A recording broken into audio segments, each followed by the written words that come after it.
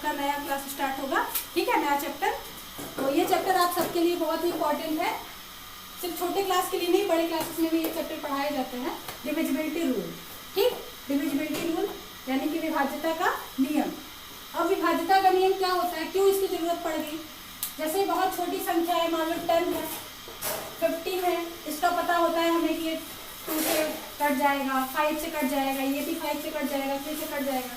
लेकिन बहुत अगर लंबे नंबर आ जाए, जैसे इस टाइप के नंबर आ जाए, तो हमें नहीं पता होता कि कौन सी संख्या से कटेगा, है ना। तो इसके लिए डिविजिबिलिटी रूल बनाया गया। अब बहुत ज़्यादा नहीं बताएंगे क्योंकि आप लोग पहले क्लासेस में ये सब चीज़ें पढ़ चुके हैं, तो बस समझ लीजिए थोड़ा सा। तो डिविजिबिलिटी रूल के लिए सबसे पहला जो होता है 2 का डिविजिबिलिटी रूल, है ना। अब 2 के डिविजिबिलिटी रूल के लिए हम लोग बचपन से ही पढ़ते आ रहे हैं एक संख्या, सम संख्या, ठीक।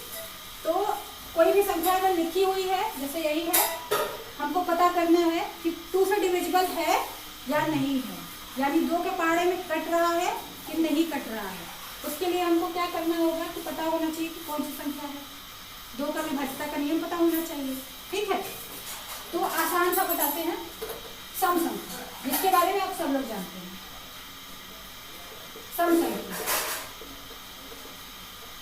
अगर कोई संख्या सम संख्या होगी तो वहाँ 2 से डिविजिबल होगी हमेशा, ठीक है। अगर कोई भी संख्या सम संख्या है तो 2 से क्या होगी, डिविजिबल होगी, यानी वो हमेशा 2 से कटेगी। अब ये मत याद करो कि क्या होता है, कौन सी संख्या 2 से कटती है, बस ये याद रखो कि सम संख्या जो भी होती है वो 2 से हमेशा कटती है, हमेशा 2 के पहाड़ा में आती हैं। अब सम संख्याओं के बारे में देखते हैं। तो सम संख्या क्या होता है, ठीक है, जो 2 के पहाड़ा से कटे वो सम संख्या होता है। यही परिभाषा बताया जाता है, शुरू से ही यही परिभाषा बताया जाता है कि जो 2 के पहाड़ा से कटे वो क्या होता है, सम संख्या होता है, ठीक है। और 2 की विभाज्यता में भी यही बताया जा रहा है, जो सम संख्या है वो 2 से कटे, यानी दोनों चीजें अलग अलग है कि कहीं है, दोनों चीजें कहीं है, दोनों चीजें कहीं है। अब जानेंगे कैसे कि कौन सी संख्या ऐसी होंगी जो 2 के पहाड़े में आए, या कौन सी संख्या सम संख्या होंगी। तो इकाई का अंक, इकाई का अंक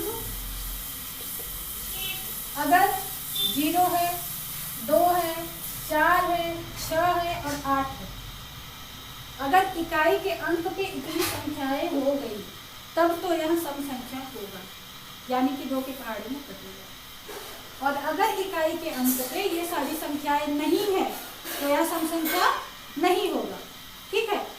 इकाई का अंक समझ रहे हो ना, जो एकदम लास्ट वाला होता है। जैसे अब ये भी देख सकते हैं कि लास्ट का 1 डिजिट, यानी लास्ट का एक अंक, अंतिम का एक अंक अगर 2 के पहाड़े से कट रहा है, या इन सब में से कोई भी एक है, 2 है, 4 है, 6 है, 8 है, तो वह संख्या हमेशा 2 से क्या होगी, विभाजित होगी, वह संख्या हमेशा 2 से डिविजिबल होगी।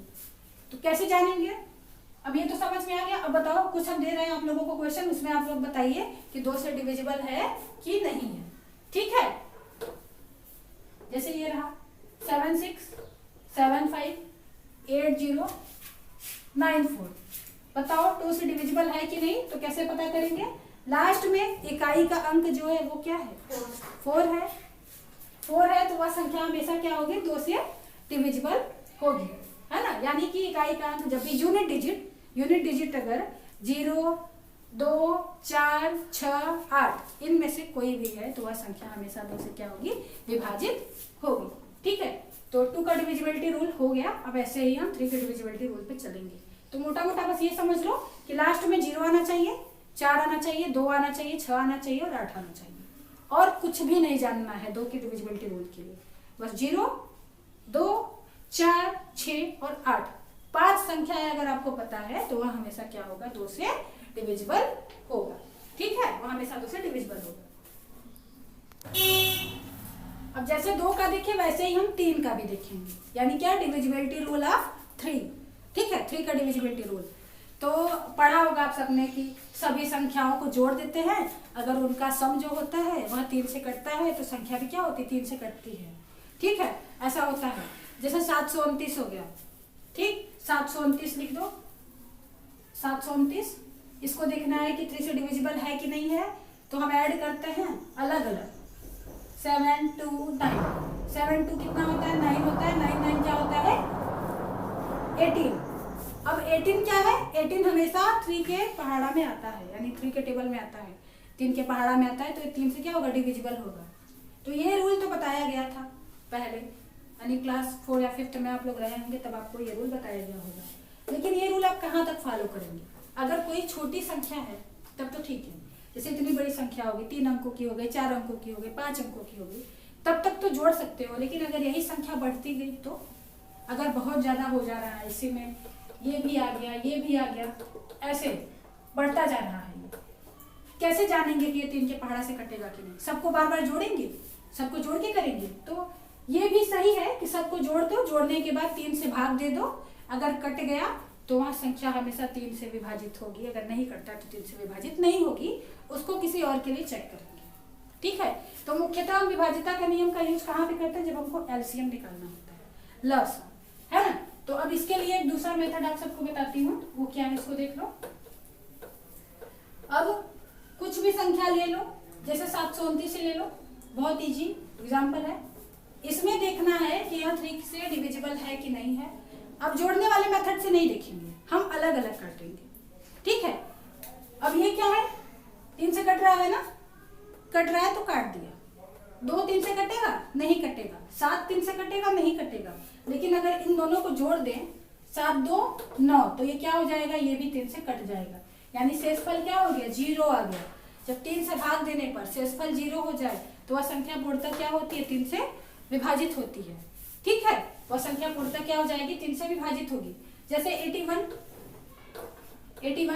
इसको देखो, 81 ऐसे बार बार लिखते जाओ, ये संख्या है। अगर अब ये देखना है कि 3 से डिविजिबल है कि नहीं है, तो कैसे पता करेंगे?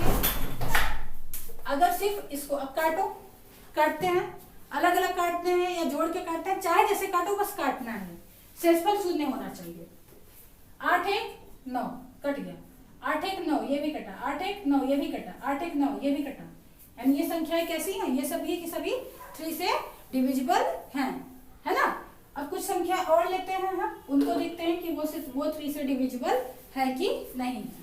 ठीक है, कुछ एग्जाम्पल आपके सामने दिए गए हैं, अब इनमें देखना है कि ये सभी 3 से डिविजिबल है या नहीं है। ठीक है, तो उसी रूल को फॉलो करते हैं। अब देखो, अगर जोड़ने वाले नियम से चलते आप लोग तो 8 को 7 में जोड़ते, जितना आता फिर उतने में 3 को जोड़ते, फिर 4 को जोड़ते, फिर 5 को जोड़ते, यहाँ तक तो मान लो फिर भी जोड़ लेते आप लोग, सोचते चलो छोटा सा ही तो है, थोड़ा सा कर लेते हैं। लेकिन अगर ऐसी संख्या आ गई, अब देखो कितना जोड़ेंगे, इसमें और आगे बढ़ गया, और बढ़ता जा रहा है, और बढ़ता जा रहा है, कैसे जोड़ेंगे? जोड़ने में थोड़ी सी, ऐसा नहीं है कि हमको जोड़ना ही आता है, लेकिन टाइम लग जाएगा। जब जोड़ने में ही पूरा टाइम लगा दोगे तो फिर आगे का कैसे करोगे? ठीक है, अब देखते हैं उस वाले नियम से जो अभी बताया गया, कैसे अलग अलग काटते हैं। पीछे से चलते हैं, तो 5 और 4 ऐसे तो नहीं कटेगा 3 से, लेकिन अगर 5 और 4 को जोड़ दिया तो 5 4 कितना होगा, 9 होगा, 9 कट जाएगा, 9 3 के टेबल में कटेगा, काट दो।